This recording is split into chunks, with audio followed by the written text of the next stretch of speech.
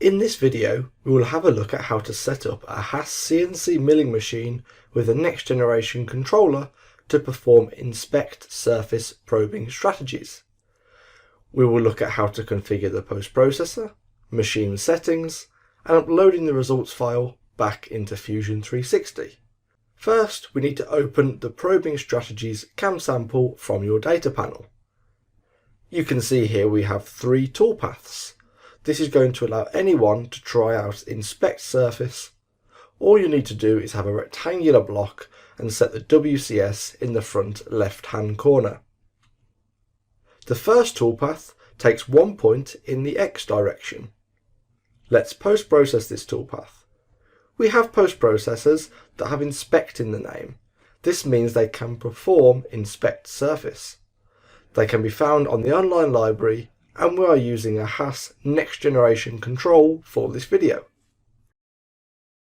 Now to set up our post properties. This is commissioning mode, let's leave that on for now.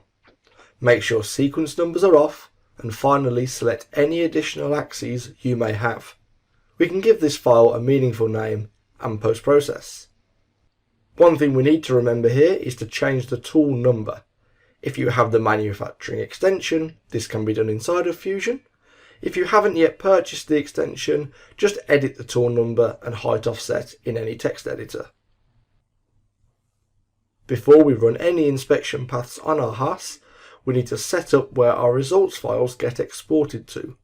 Setting 262 is the file path.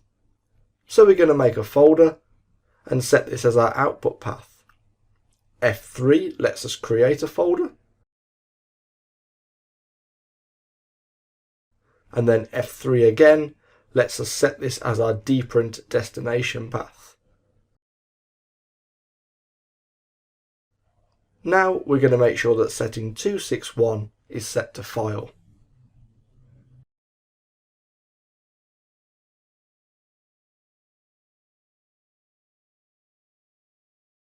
Finally, we can run our inspection path.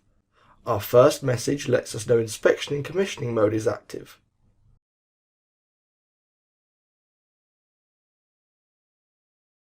We now see another message that reminds us to check that our probe is turned on correctly. If your probe is not turned on, then the probe on command in your post properties is most likely incorrect. We now have a message warning us that the probe is about to make contact with the part. When the probe contacts the part, the machine should stop and then retract away from the component. Now a message letting us know that the probe should have disabled, and then finally a reminder about the results file location. Let's retrieve that results file and import it into Fusion 360. We can right-click and look at the results in more detail. We're now going to follow the same procedure for the second toolpath. Let's leave commissioning mode active for those helpful messages.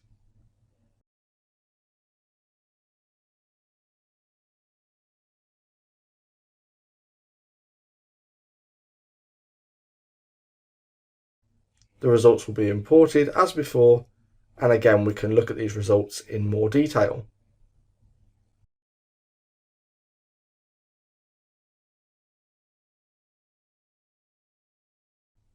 If you have a multi-axis machine, you can output the third toolpath, and now we are comfortable, let's turn commissioning mode off.